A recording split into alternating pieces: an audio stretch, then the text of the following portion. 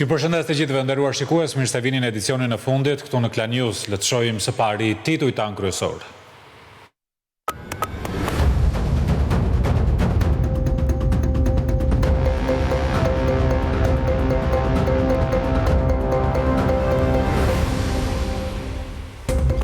Rusia dhe Ukraina do të fillojnë me njëherë negociatat për armëpushim, kështu deklaroi presidenti Donald Trump pasi bisedoi në telefon për mbi 2 orë me Vladimir Putinin.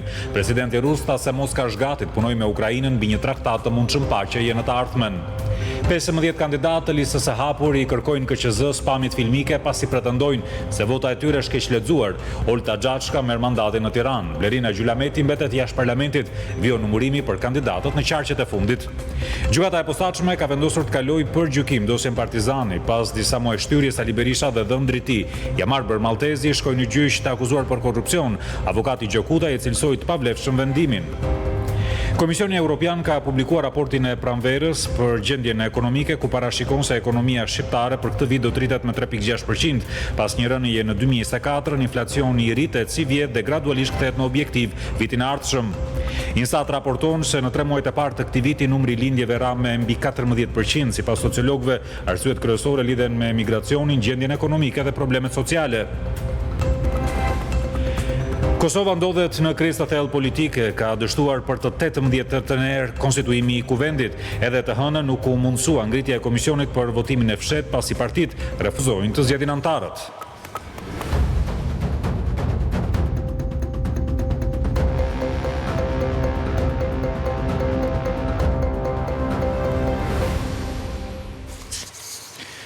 Unë jam Leftion Beristeri, tani do t'ju njohëm në hollësim e lajmet, do të nisim me njerë. Presidentët e SBA-s dhe të Rusisë folën për mbi 2 orë në telefon në lidhje me armëpushimin në Ukrainë. Donald Trump tha se Rusia dhe Ukraina do të fillojnë me njerë negociatat për armëpushim, ndërsa Putini tha se Moska është gati të punojë me Ukrainën mbi një traktat të mundshëm paqeje në të ardhmen. Nëse zhvillohen negociata të reja, ato mund të mbahen në Vatikan. Pas 2 orë gjysmë bisedë telefonike, Donald Trump dhe Vladimir Putin dhanë variante me ngjyrime të ndryshme për rezultatin. Presidenti Amerikan Trump njoftoi se Rusia dhe Ukraina do të fillojnë me njëherë negociatat për armëpushim. Nuk është e qartë se ku ndryshojnë nga negociatat e mbajtura në Turqi të premten e kaluar midis 2 delegacioneve. Vatikani i përfaqësuar nga Papa ka deklaruar gatishmërinë për t'i pritur negociatat. Le të fillojë procesi. Deklaratat kreu amerikan i bëri në Truth Social, me një ton shumë optimist se ai i Vladimir Putinit. Presidenti nënvizoi gjithashtu se kushtet për armëpushim do të negociohen nga vetpalët, pasi din detaje që askush tjetër nuk është në dieni. Trump shtoi se Rusia dëshiron të zhvillojë tregti në shkallë të gjerë me SBA-n, pasi të ketë mbaruar lufta, dhe më pas shtoi: Ukraina mund të jetë një përfituese e madhe nga tregtia në procesin e rindërtimit të vendit. Presidenti rus Vladimir Putin u parapriu deklaratave të Trumpit duke dalë menjëherë përpara gazetarëve dhe dha një variant më konservator. Ai tha se Moska është gati të punojë me Ukrainën për një memorandum në lidhje me një traktat paqeje në të ardhmen. Putini falenderoi Trumpin për mbështetjen për rifillimin e bisedimeve të drejt për drejta midis Moskës dhe Kievit. Ram dakord me presidentin e Shteteve të Bashkuara që Rusia do të propozojë dhe është e gatshme të punojë me palën ukrainase për një memorandum mbi një traktat të mundshëm paqeje në të ardhmen. Presidenti rus shtoi se si pjesë e kësaj pune të 2 vendet do të duhet përcaktojnë një armëpushim të mundshëm, duke përfshirë dhe afatin kohor. Ukraina dhe aleatët e saj europian dhe Shtetet e Bashkuara i kanë kërkuar të gjithë Putinit të pranojë një armëpushim të menjëhershëm dhe pa kushte me afat 30 ditë. Putini shtoi se mbajtja e bisedimeve të drejt për drejta midis Rusisë dhe Ukrainës jep arsye për të besuar se jemi përgjithsisht në rrugën e duhur. Para Putinit, Trumpi telefonoi fillimisht presidentit Ukrainës Volodymyr Zelensky. Ky i fundit përsëriti ftesën ndaj Vladimir Putinit për negociata të drejt për drejta. Ukraina këmbgul në nevojën për një armëpushim të plotë dhe pa kushte, i cili i duhet të jetë me kozgjatje të mjaftueshme dhe të parashikojë mundësinë e zgjatjes, tha Zelensky.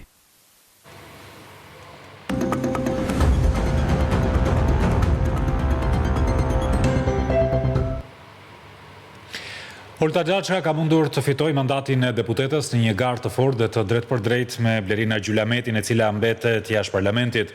Ndërkaq, ish deputetja Gjylameti dhe 14 kandidatë të tjerë i kërkuan Komisionit Qendror të Zgjedhjeve të verë në dispozicion pamjet filmike të numërimit votave.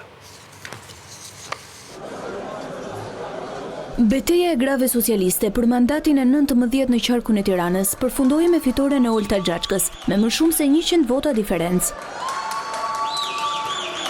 Së bashku me Blerina Gjulametin, ndoqën procesin deri në numërimin e votës së fundit në Parkun Olimpik. Garat këtë natyrë kanë, unë dua ta përgëzoj kolegen time, Blerina Gjulameti, për një fushat të jashtëzakonshme, për një angazhim jashtëzakonisht madh. Më vjen keq që garat duhet të nxjerrin një fitues dhe kur ndahen kaq ngushtë patjetër shoqërohen me shumë emocione, por Partia Socialiste është shumë e madhe, ka vënd për gjithë pa diskutim. E lumtur nuk mund t'ja, por gjithsesi koleges time i uroj shumë suksese. Kjo ishte garë, fiton më i miri, kështu që kështu ndodhi në fund. Ndonë se garën e mbyllën me një përqafim, Blerina Gjulameti ka pa kënaqësi ndaj procesit të numërimit, nga Komisioni Qendror i Zgjedhjeve ka kërkuar t'i vendosë në dispozicion pamjet filmike nga numërimi i votave për të vërtetuar pretendimet e saj. Por nuk është e vetmja nga radhët e socialistëve, Etilda Gjonaj dhe Xhemal Qefalia kanë të njëjtat pretendime për parregullsinë në procesin e numërimit, ndërsa nga koalicioni opozitar, pamjet filmike në KQZ i kanë kërkuar ndër të tjerë kandidatët për deputet Ilir Ali Mehmeti dhe Aulon Kalaja. Ndërka që ende vijon procesi i numërimit të votave për kandidatët, bëhet fjalë për ato vota që kanë mbritur nga diaspora. Procesin po ndjen nga afër kolegja Klesiana Omeri, me cilën po lidhem tani drejt për drejt. Mirëmbrëma Klesiana, edhe sa qarqe kanë mbetur pa u numëruar ende në lidhje me këtë votë?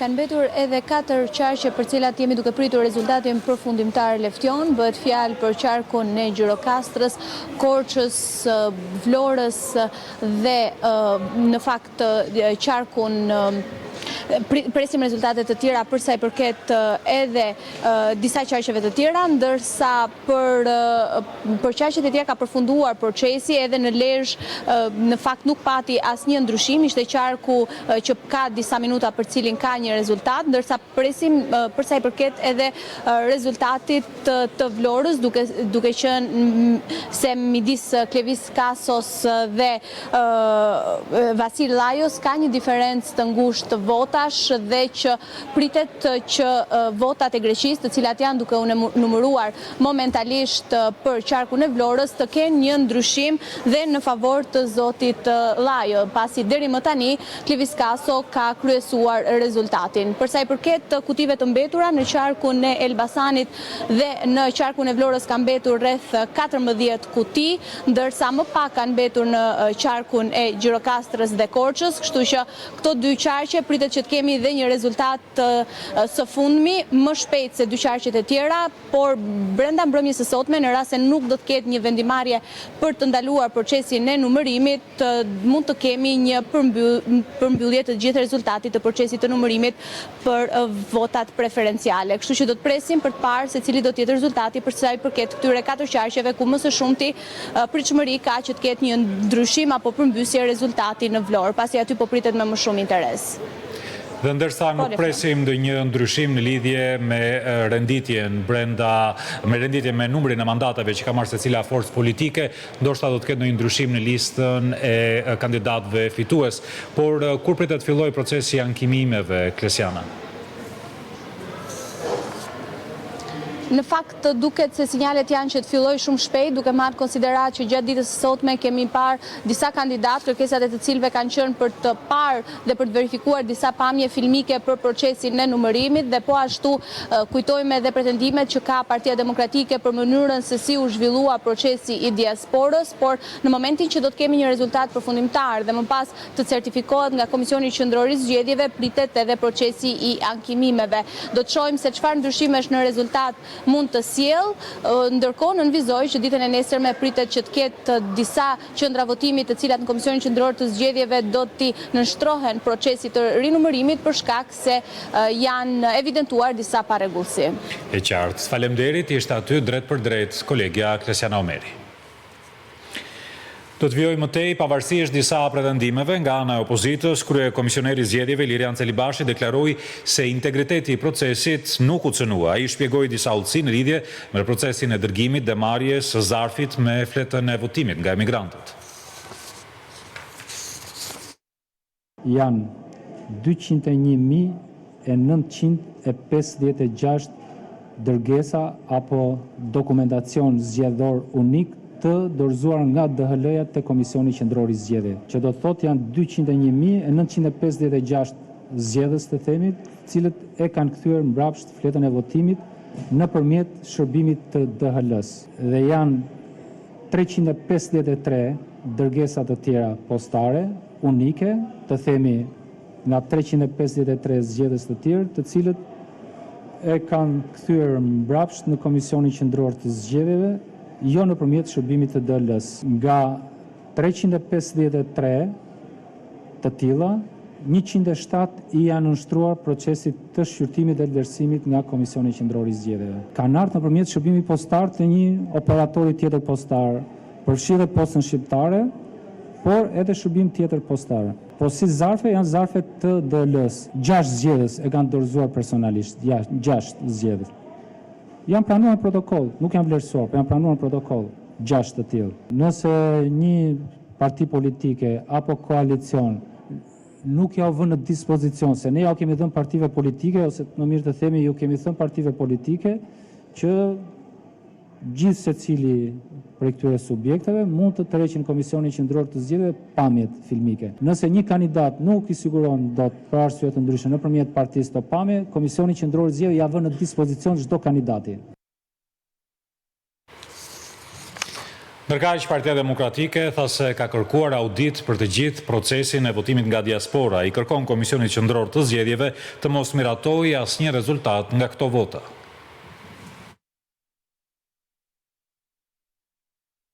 Partia Demokratike kërkon një audit të plot për të gjithë procesin e votës së diasporës, që nga regjistrimi I zgjedhësve, dërgimi I zarfeve me fletën e votimit në adresën e deklaruar prej tyre, deri te kthimi I zarfeve në vendin tonë. Sekretari për çështje ligjore në Partinë Demokratike, Ivi Kaso, thotë se kjo është forma më e mirë për të bërë transparencë për votën e qytetarëve që votuan nga jashtë vendit. I kërkojmë zyrtarisht Komisionit Qendror të Zgjedhjeve kryerjen e një auditi të plot me ekspert të pavarur për të gjitha hapat e këtij procesi të korruptuar deri në palc, duke filluar nga regjistrimi I zgjedhësve, nga prodhimi I fletës votimit, nga çdo hap tjetër I administrimit të fletës së mbërritur për votimin e diasporës nga jashtë, deri përfundimisht në daljen e rezultatit për secilin qark. Partia Demokratike I bën thirrje Komisionit Qendror të Zgjedhjeve që të mos miratojë asnjë rezultat përfundimtar të votës së diasporës, pa u realizuar më parë auditi. I kërkojmë KQZ-s mos nxjerrjen e asnjë rezultati dhe mos miratimin përfundimtar të asnjë tabele për diasporën, derisa auditi I pavarur të dorëzojë konkluzionet e tij mbi procesin dhe të bëjë transparencë të plotë mbi votën e shqiptarëve. Partia Demokratike cilëson procesin e votës së diasporës një dështim dhe si të korruptuar për të favorizuar Partinë Socialiste. Ish kancelari austriak Sebastian Kurz cilësoi një arritje të rrallë në politikën europiane, fitoren e mandatit të 4 nga Edi Rama. Ai ka vlerësuar reformat e ndërmarra nga qeveria shqiptare vitet e fundit. Ish kancelari austriak Sebastian Kurz ka vlerësuar fitoren në zgjedhjet parlamentare nga kryeministri Edi Rama. Miku im I hershëm Edi Rama, I cili ka shërbyer si kryeministër I Shqipërisë për 12 vite, është rizgjedhur. Me këtë fitore ai siguroi një mandat të 4 radhazi, një arritje radhë në politikën europiane. Rama avion udhëheqjen e tij që nga viti 2013. Progresi I Shqipërisë gjatë dekadës së fundit është një studim rasti se si një leadership vizionar dhe reformat e vazhdueshme mund të transformojnë trajektorin e një vendi. Në rrjetet e tij sociale Kurz e konsideron Ramën si artist dhe udhëheqës reformator. Artist udhëheqës reformator, Edi nuk është kreu tipik I qeverisë. Përpara politikës ai ishte piktor dhe basketbollist profesionist. Mentaliteti I tij krijues është I dukshëm në shumë nga reformat e tij si kryetar bashkie I Tiranës. Ai rigjallëroi kryeqytetin duke pikturuar ndërtesat gri postkomuniste me ngjyra të gjalla, duke shndërruar qytetin në një kanavans të gjallë dhe duke dërguar një mesazh të qartë. Ndryshimi fillon me vizionin e tij. Kurz nënvizon arritjet ekonomike të qeverisë së Ramës. Një histori e suksesit ekonomik, ndërsa pjesa më e madhe e Europës po përballet me stagnacion, ekonomia e Shqipërisë po rritet me gati 4%, krahasuar me një mesatare prej 1% në Bashkimin Evropian. Kjo shifër është pothuajse 4 herë më lart se Eurozona. Kjo rritje nuk është e rastësishme, është rezultati i reformave të guximshme strukturore, investimeve në infrastrukturë, një industri turistike në lulëzim, me mbi 10 milion vizitor në vitin 2023 dhe një leadershipi të qëndrueshëm. Në drejtimin e Edi Ramës, Shqipëria ka përmirësuar klimën e saj të biznesit, ka modernizuar administratën publike dhe ka quar përpara transformimin digjital në qeverisje. Kritikon Bashkimin Evropian për ritmin e ngadalë të procesit të zgjerimit. Ndërsa Shqipëria i ka përmbushur shumë nga reformat e kërkuara nga Brukseli, ritmi i ngadaltë i procesit të antarësimit në Bashkimin Evropian po shqihet gjithnjë dhe më shumë me frustrim nga të gjithë rajoni, ndërsa Edi Rama po nis mandatin e tij të 4 qeverisës. Shqipëria qëndron si një nga tregjet në zhvillim me dinamike të Europës, dhe udhëtimi i saj drejt antarësimit në Bashkimin Evropian mund të jap mundësi për zhvillimin e të gjithë rajonit.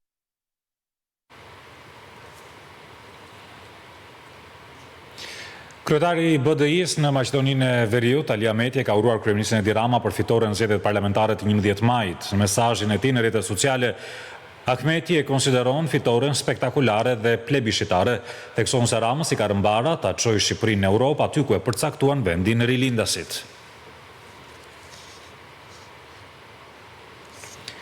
Gazeta britanike The Telegraph i ka bërë një skanim të plot samitit Komunitetit Politik Evropian që u zhvillua këtu në Tiranë.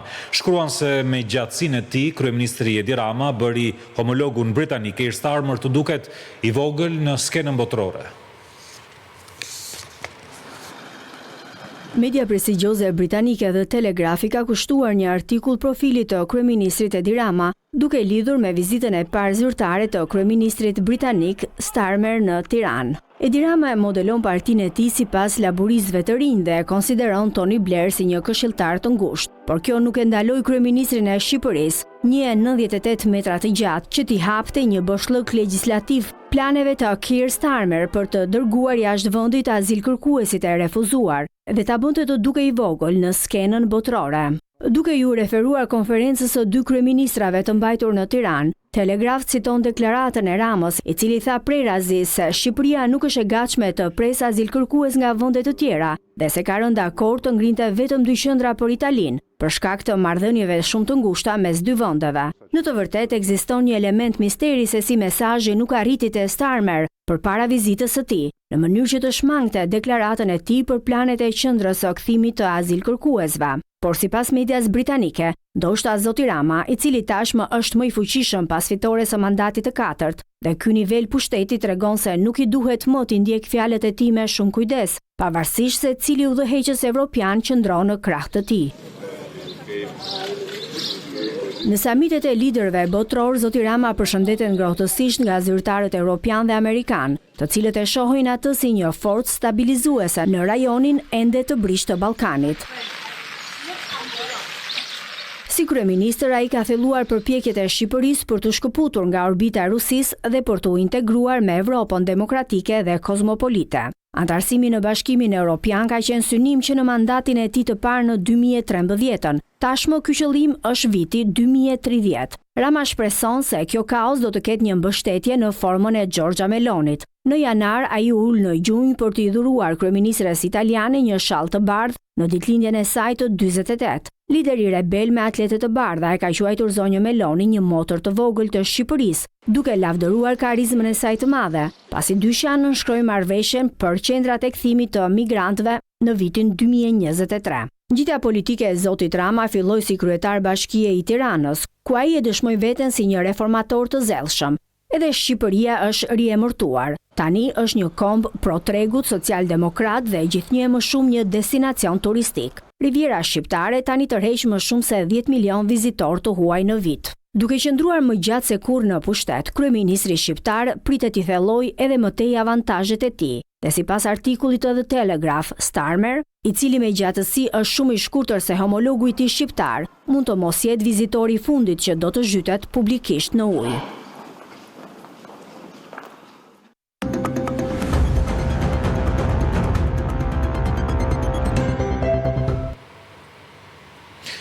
Gjykata e posaçme ka vendosur të kalojë për gjykim dosjen Partizani pas disa muaj shtyrje. Sali Berisha dhe dhëndrit i Amarbër Maltezi shkojnë në gjyq të akuzuar për korrupsion dhe pastrim parash. Avokati Gjokuta e cilësoi të padrejtë vendimin pasi sipas tij ka pasur shkelje procedurash.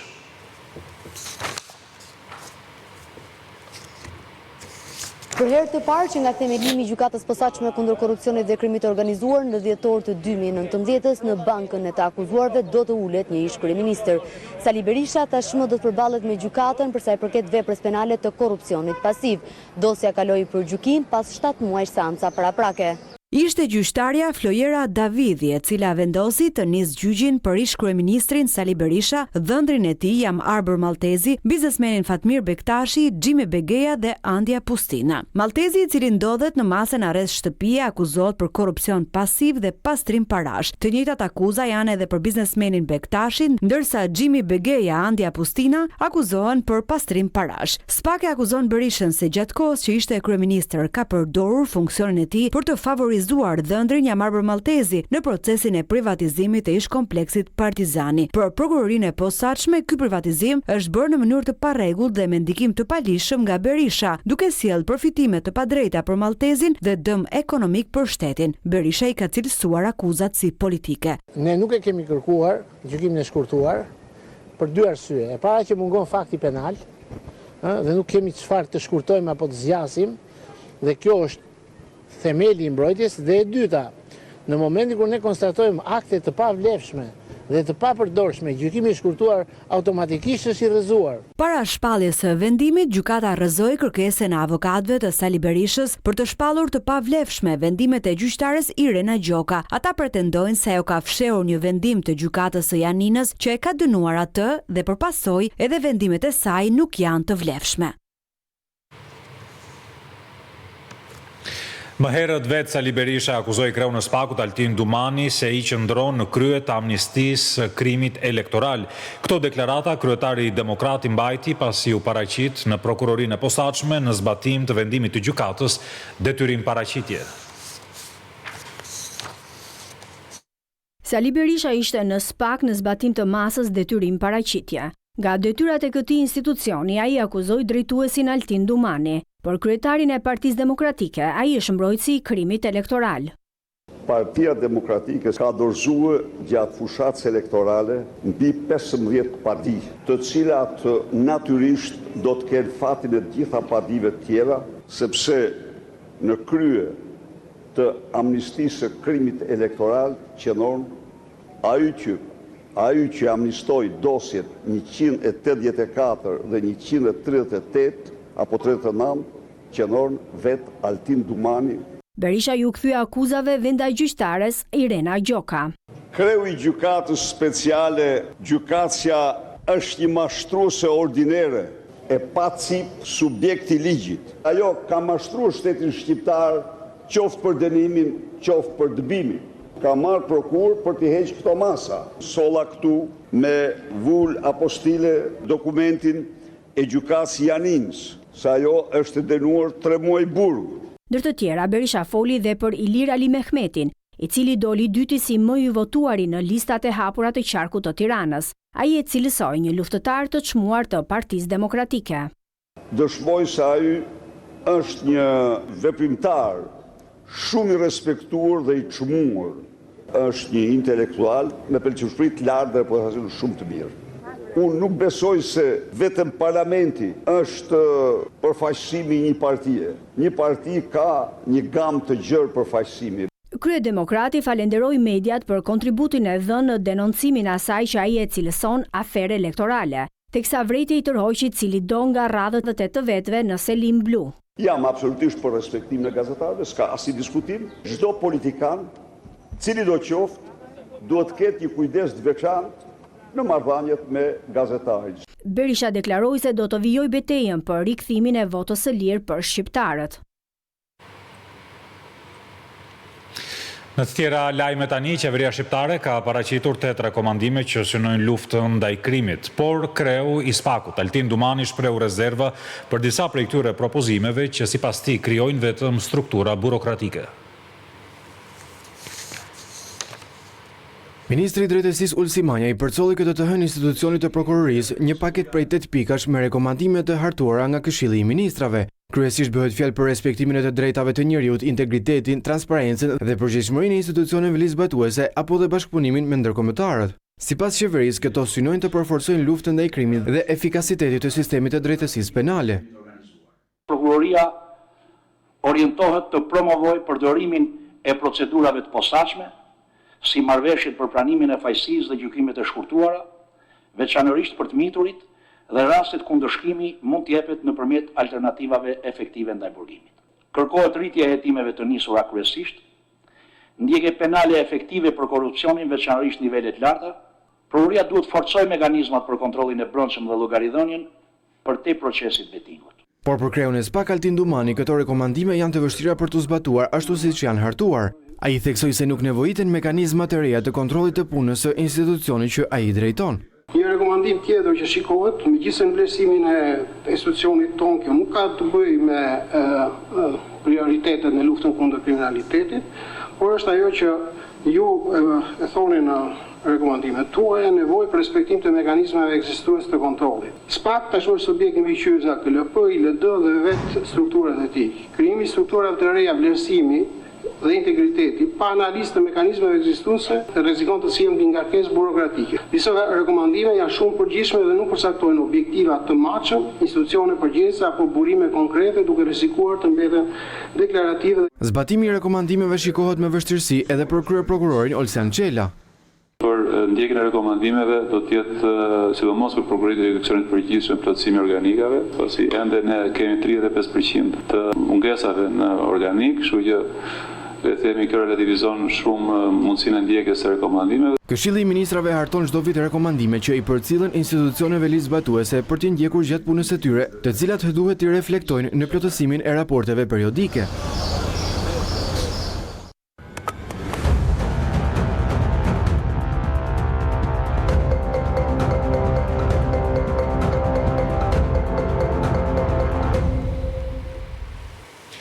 Ish kryebashkiaku i Kukësit, Safet Gjitsi, i dënuar për korrupsion pasiv, është liruar me një vendim të gjykatës së apelit 8 muaj përpara përfundimit të dënimit. Shkak është bërë gjendja e tjerë nduar shëndetësore. Me lirimin nga qelia, ish kryebashkiaku do ta kryejë dënimin e mbetur në shtëpi. Gjitsi është dënuar nga gjykata me 4 vjet e 6 muaj burgim. Si provë kryesore u përdor një video erotike publikuar gjerësisht në rrjetet sociale, ku ai shfaqet teksa i premton fonde një vajze për zhvillimin e një projekti.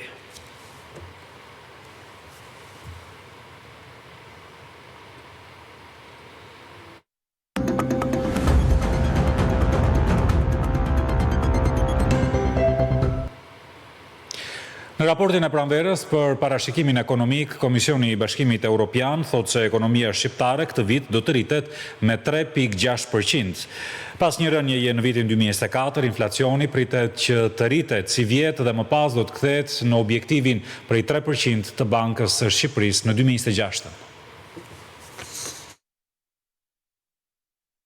Ekonomia e Shqipërisë pritet të rritet me 3.6% në 2025 dhe 3.5% në 2026, shifra të mbështetura në të ardhurat e pritshme nga turizmi, shërbimet dhe eksportet e madrave që janë ndikuar nga mbiçmimi i lekut. Pas një rënje në vitin 2024, inflacioni pritet të kthehet gradualisht në objektivin prej 3% vitin e ardhshëm. Deficiti fiskal pritet të zgjerohet përpara se të bjerë në 2% të prodhimit të brendshëm bruto në 2026. Raporti i borxhit publik ndaj prodhimit të brendshëm bruto parashikohet të ulet vetëm gradualisht, e nxitur nga rritja nominale e prodhimit të brendshëm bruto. Rritja ekonomike e Shqipërisë sipas raportit mbeti e fortë në 4% në vitin 2024, e nxitur nga kërkesa e fuqishme e brendshme, performanca e mirë turistike dhe e qëndrueshme, si dhe nga veprimtaria ndërtimore. Shifrat e punësimit u rritën në vitin 2024 dhe pritet të rriten edhe më tej gjatë viteve 2025-2026. Gjithashtu, Banka e Shqipërisë raporton se të ardhurat nga turizmi vjojnë të rriten dhe se ekonomia e vendit ka performuar shumë mirë gjatë këtij viti. Ky parashikim është edhe për 2 apo 3 vitet e ardhshme. Sektori i turizmit vijon të mbetet një nga shtyllat e forta të ekonomisë së vendit sipas Bankës së Shqipërisë në raportin më të fundit të politikës monetare. Ne vazhdojmë të kemi një kontribut të shtuar pozitiv nga rritja e eksporteve të turizmit. Siç dihet, vendi Shqipëria tashmë është ndëruar në një destinacion të rëndësishëm turistik dhe ky profil kërkese agregate ose profil shpenzimesh në ekonomi është pasqyruar në zgjerim të aktivitetit, kryesisht të sektorit të shërbimit dhe të ndërtimeve. Ekonomia në tërësi ka patur performancë pozitive gjatë këtij viti, nënvizon Banka Qendrore, trajektore e cila do të vijojë edhe për gjatë 2-3 viteve në vijim. Informacioni indirekt që kemi për vitin 2025 sugjeron që ekonomia shqiptare ka vijuar të rritet dhe kjo evidentohet nga një sër treguesish, qoftë treguesit monetar, zgjerimi i kreditimit, qoftë treguesit fiskal, zgjerimi i të ardhurave publike, por po ashtu edhe informacioni indirekt nga niveli i importit dhe i eksporteve që sugjeron një konsum në rritje në ekonominë shqiptare. Pra edhe për 2-3 vitet e ardhshme, projekcionet tona sugjerojnë që ekonomia shqiptare do të vazhdojë të rritet, punësimi dhe paga do të vazhdojnë të vinë në rritje, ndërkohë që inflacioni do të mbetet pranë objektivit ton 3%. Nga ana tjetër, presionet mbiçmuese mbi kursin e këmbimit valutor janë moderuar në 3 mujorin e parë të 2025-s dhe leku është shfaqur i qëndrueshëm. Sipas ekspertëve të turizmit, veprimtaritë ndërkombëtare të mbajtura në Tiranë, siç është edhe samiti i Komitetit Politik Evropian, ndihmojnë për promovimin e vendit tonë. Ata thonë se sektori i turizmit po përjeton tani një hovë të madh. Kompeticionet e ndryshme ndërkombëtare apo së fundmi samiti i Komunitetit Politik Evropian që u zhvillua në Tiranë, sipas ekspertëve, i shërben pozitivisht edhe sektorit të turizmit në vendin tonë. Mendoj që kemi kapërcyer fazën e dobis ndaj marketingut ndërkombëtar të çdo lloji. Pra qoftë ky marketingu majs, që është marketingu i eventeve, qoftë marketingu i përgjithshëm të cilin e bëjmë në përpanajire, bëjmë me anë të blogerëve, me anë të personazheve të njohur, apo qoftë edhe me anë të vetë turistëve që vinë këtu edhe lënë përshtypje të mira për Shqipërinë. Jemi në fazën ku duhet të menaxhojmë situatën e brendshme, e cila na vjen si efekt i marketingut jashtëm. Pritshmëritë për një sezon të suksesshëm janë të mëdha, por njëkohësisht ekspertët theksojnë se ka ardhur koha të mendohet seriozisht edhe për turizmin elitar. Sezoni ka treguar çdo vit që ka rritje edhe në kërkesë, edhe në fluks, edhe në prurje ekonomike, pra në të ardhur. Mendoj që sezoni sidoqoftë treguesi do të ketë të gjithë pozitiv në makro, koha ka qenë gjithmonë për ta trajtuar turizmin ton si një mundësi për ta ofruar si turizëm elitar, për shkak se ne jemi një vend shumë i vogël dhe të ardhurat që marrim nga turizmi në raport me numrin e turistëve që vinë në Shqipëri janë jashtëzakonisht të pabarabarta.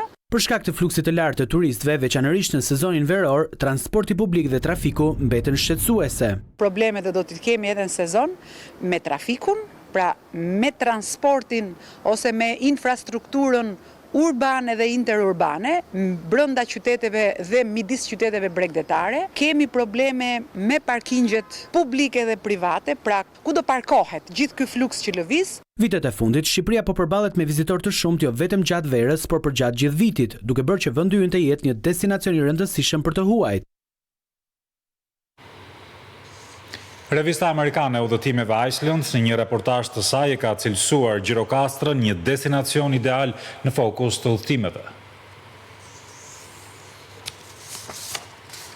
Revista e njohur e udhëtimeve Island i ka kushtuar një artikull qytetit të gurë të Gjirokastrës. Pikërisht këtë artikull, kryeministri Edi Rama ka zgjedhur ta shpërndajë në rrjetet sociale për të uruar një javë të mbar. Me këtë artikull dedikuar Gjirokastrës, e cila nuk është vetëm një adresë në listën e siteve turistike shqiptare, por është destinacioni i udhëtimit unik, që të jep ndjesinë sikur po ecën mbi historinë nëpër kallëdrëmet mes ndërtesave të gurta, ku gëlon një jetë plotë gjallëri, kulturë, aktivitete artistike, zeje, kulinarie jashtëzakonshme. I pagëzuar si qyteti sharmant prej guri në revistën e njohur të udhëtimeve Island, ju uroj një javë të mbar, shkruan kryeministri Rama në Facebook. Shqipëria është një nga destinacionet më të përballueshme në Evropë dhe Gjirokastra nuk bën përjashtim. Ecja nëpër qytet ngjan si një eksplorim i kohës, ndërsa dallon muret e Kështjellës nga shekulli 6, xhamit otomane të viteve 1400 dhe një pazar historik që daton pothuajse prej 3 shekush. Kështu përshkruhet në artikullin e revistës Islands Gjirokastra.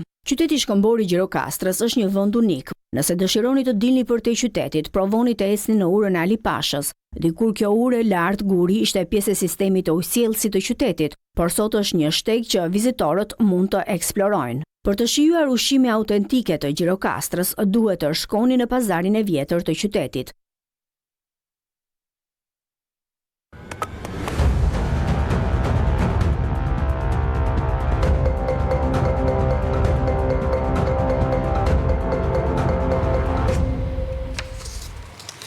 Ambasadori i delegacionit evropian këtu në Tiranë, Silvio Gonzato, dhe rektoria e Kolegjit të Europës, Federica Mogherini, kanë çelur javën e Europës me një diskutim mbi identitetin evropian. Në këtë takim, ministri i punëve të jashtme Igli Hasani përsëriti objektivin për mbylljen e negociatave të antarësimit të Bashkimit Evropian brenda vitit 2027. Ambasadori Gonzato dhe rektoria e Kolegjit të Evropës Federica Mogherini kanë çelur javën e Evropës. Në diskutim me diplomat dhe student, ata folën mbi identitetin evropian. Sipas ambasadorit Gonzato, të jesh evropian nuk nënkupton Evropën si hapësirë gjeografike, por njësimin e politikave në sundimin e ligjit dhe ekonominë e tregut. Rektoria e Kolegjit të Evropës Federica Mogherini theksoi se studentët shqiptar dhe ata të huaj do të angazhohen në negociatat e Shqipërisë me Bashkimin Evropian. Kryediplomati Hasani përmendi objektivin e qeverisë shqiptare për përmbylljen e negociatave brenda vitit 2027. Ai përmendi si arritje reformat në sundimin e ligjit në mënyrë të veçantë, zbatimin e reformës në drejtësi. Ne nuk e kemi humbur asnjëherë identitetin evropian. Gjatë luftës së parë botërore dhe në vijim, kemi hapur dyert për të pritur refugjat. Sundimi i ligjit dhe reforma në drejtësi janë reformat madhore që do na bëjnë të mundur integrimin e Shqipërisë në BE. Këtë objektiv presim ta realizojmë deri në fund të vitit 2027.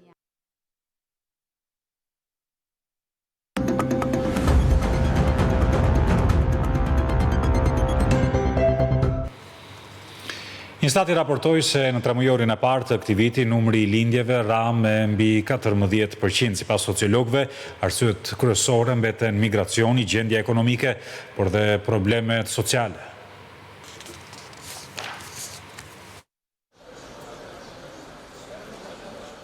Në 3 muajt e parë të këtij viti, shtesa e popullsisë ka qenë negative për shkak se vdekjet kanë qenë më të larta se sa lindjet. Sipas të dhënave të Instat, numri i lindjeve për tremujorin e parë të këtij viti ka rënë me 14% në krahasuar me vitin e shkuar. Sipas sociologut Gëzim Tushi, ulja e lindshmërisë ka disa faktorë, përfshi ata social por edhe ekonomik. Emancipimi i femrës është pa diskutim sot një element tjetër shumë i rëndësishëm. Femrat e sotshme natyrisht jetojnë në këtë realitet turbokapitalist, kanë dhe ato synimet e tyre të karrierës, suksesit, paras. Pra, jo domosdoshme, me sa duket, lindshmëria nuk është më ideali kryesor i familjes shqiptare. Dhe kjo tregon që familja po bëhet moderne, po bëhet bërthamore. Sot janë pretendimet shumë të mëdha. Arritja e një fëmie është jashtëzakonisht e kostave. Një shkaktar tjetër i rëndësishëm i uljes së lindshmërisë sipas tij është edhe emigracioni.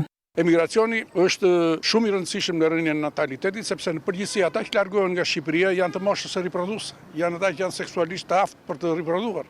Kështu që largimi i tyre bën që një pjesë e madhe e fëmijëve që duhet të lindin këtu tek ne lindin jashtë, dhe ata nacionalizohen, ambientohen, bëhen francez, bëhen gjerman, bëhen anglez etj dhe nuk i kemi ne këtu. Sipas sociologut, heqja e bonusit dhe futja një pagese mujore për fëmijët, ashtu siç është premtuar gjatë fushatës elektorale, është një masë pozitive.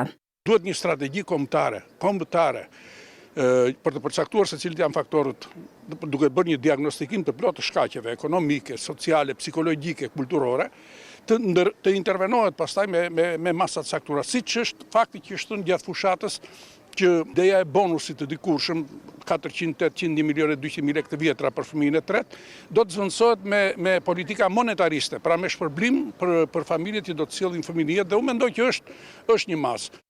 Instat raporton se në të gjitha qarqet u regjistrua rënje e popullsisë krahasuar me të njëjtën periudhë të vitit 2024. Në tremujorin e parë të vitit 2025, shtesa natyrore ishte minus 883 persona.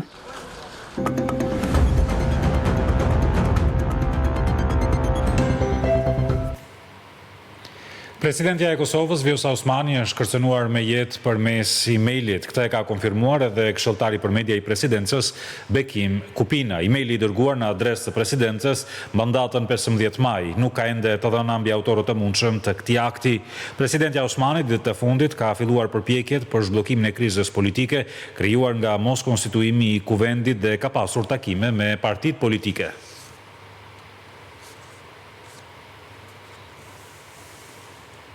Në fakt, më herët seanca për konstituimin e kuvendit të Kosovës dështoi për herë të 18. Edhe sot nuk u mundsua ngritja e komisionit për votim të fshehtë pasi partitë politike refuzojnë të zgjedhin anëtarët. Ka dështuar edhe përpjekja 18 për konstituimin e kuvendit të Kosovës, edhe në vazhdimin e seancës së mbajtur të hënën sërish nuk ka pasur vota të mjaftueshme për formimin e komisionit për votim të fshehtë për zgjedhjen e kryetarit të kuvendit. Pikërisht për këtë mënyrë të votimit, AK-ja ditë më parë ka dërguar çështje në gjykatën kushtetuese, e pret veprime të shpejta nga ky institucion. Asaj që kemi dërguar dhe arsyetimin sepse duhet të trajtohet me seriozitet, dëshirojmë me u fuqizu kërkesën. Kryetari i PDK-s Memlik Krasniqi ka deklaruar se Kosova është në krizë politike për shkak të mos konstituimit të kuvendit. Ne s'kemi krizë juridike, kemi krizë politike. Dhe në këtë situatë edhe përgjigja do duhet ishte politike dhe zgjidhja do duhet ishte e tillë. E kreu i LDK-s pret veprime nga partia e parë. Kosova ka nevojë për institucione, ka nevojë për veprime politike të partisë së parë. Është e pakuptueshme se si një parti me 48 deputet nuk arrin të bëjë një shumicë minimale. Por për deputetin e vetëvendosjes Dimal Basha, partia e tij është treguar konstruktive. Na jemi të provu alternativa të ndryshme, po është e pakuptueshme gjithë kjo bllokim që vjen prej opozitës edhe refuzojnë me lëviz. Seanca pritet të vazhdojë të mërkurën.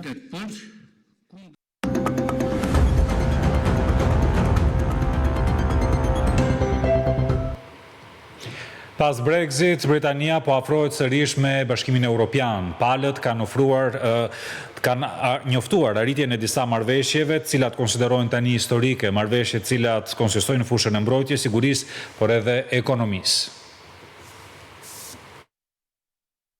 Mbretëria e Bashkuar dhe Bashkimi Evropian kanë rënë dakord për një marrëveshje të re tregtare dhe atë të mbrojtjes 5 vjet pas së nisi Brexit. Palët gjithashtu do të bashkëpunojnë edhe për bujqësinë dhe peshkimin.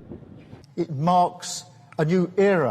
kohë të pasigurta, një epokë e re nis për mbrojtjen, sigurinë dhe tregtinë. Ne do ta bëjmë këtë duke forcuar marrëdhëniet tona me aleatët në të gjithë botën, përfshirë edhe Europën. Të largohemi nga debatet e vjetra, të shohim përpara. Kemi rënë dakord për një partneritet të ri strategjik duke ofruar përfitime reale dhe të prekshme për sigurinë, migrimin e parregullt, çmimet e energjisë, tregtinë agro-ushqimore dhe më shumë duke krijuar vende pune dhe duke mbrojtur kufijt tanë. Presidentja e Komisionit Evropian Ursula von der Leyen e konsideroi këtë si një kapitull të ri mes dy vendeve. We're turning a page. We're opening a new chapter. Kjo është një ditë e madhe sepse tani po kthejmë faqen dhe po hapim një kapitull të ri që është kaq i rëndësishëm në këtë kohë. Kemi të njëjtat mendësi, ndajmë të njëjtat vlera. Është një plan veprimi gjithëpërfshirës i mrekullueshëm që përfshin sigurinë, mbrojtjen, por edhe bashkëpunimin ekonomik.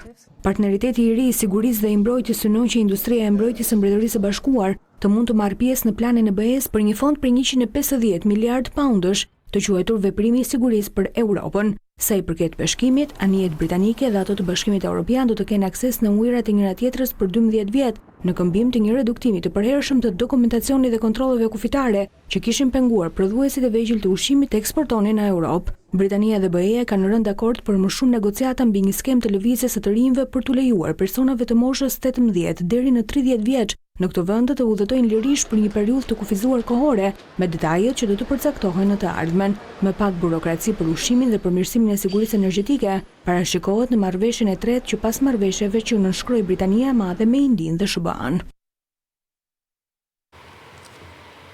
Në lindjen e mesme tani, ku kryeministri izraelit Benjamin Netanyahu ka rënë dakord të heqë blokadën mbi 2 mujore për lejimin e ndihmës humanitare në ripin e Gazës. Vendimi vjen pas presionit ndërkombëtar, konkretisht atij amerikan. Presioni i aleatëve funksionoi ndaj kryeministrit Benjamin Netanyahu, i cili tha se nuk do të lejojë një zi buke në rripin e Gazës dhe do të rifillojë shpërndarja e ndihmave. Në këtë video të shpërndarë në Telegram, ai e pohoi vetë se aleatët e Tel Avivit kanë shprehur shqetësim për situatën humanitare dhe kanë bërë të qartë se në këto kushte do të ndalet mbështetja për vendin e tij. Për të arritur fitoren, për të mposhur Hamasin dhe për të liruar pengjet tona, nuk duhet të arrijmë në një krizurie, as praktikisht dhe as diplomatikisht. Thjesht nuk do të kemi mbështetje dhe nuk do të jemi në gjendje të përfundojmë misionin ton. Ndër të tjera, kryeministri i Izraelit u shpreh se do të marrë të gjithë kontrollin e rripit të Gazës. Do të ngrem pikët e parë të shpërndarjes së ndihmave brenda pak ditësh dhe do t'i shtojmë më vonë. Do të kemi një zonë që kontrollohet tërësisht nga ushtria dhe gjithë popullsia civile e Gazës mund të shkojë atje dhe të marrë ndihmën e nevojshme dhe Hamasi nuk merr asgjë. Kjo është pjesë e mposhjes së Hamasit, paralelisht me presionin e jashtëzakonshëm ushtarak. Ky është plani ynë i luftës dhe i fitores. Sulmet ajrore kanë vjuar gjatë natës duke i marrë jetën të paktën 20 palestinezëve. Ofensivat nga toka dhe ajri kanë shkatruar pothuajse të gjithë Gazën. Që nga fillimi i luftës rreth 53.000 persona kanë humbur jetën, shumë prej tyre civil. Në Vatikan, Papa Leoni XIV priti në audiencë nën presidentin amerikan J.D. Vance dhe sekretarin e shtetit Marco Rubio. Në takim mësohet se është folur për konfliktet në botë dhe zgjedhjet e mundshme. Papa Leoni XIV është takuar në Vatikan me zëvendës presidentin amerikan J.D. Vance.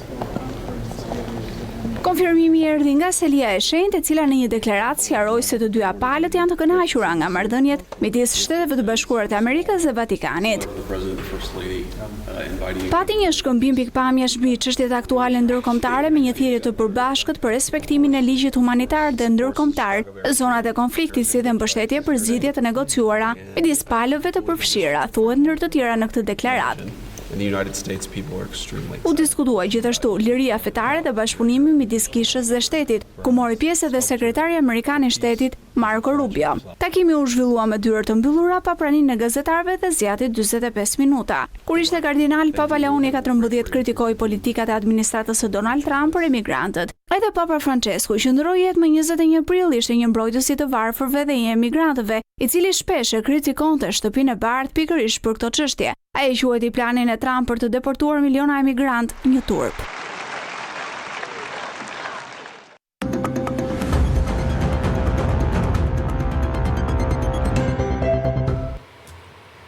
Për një javë, Italia do të prezantoj kulturën e saj këtu në Shqipëri. Janë 17 aktivitete të ndryshme që shtrihen nga Tirana e mëtej vijojnë në disa qytete të tjera të vendit.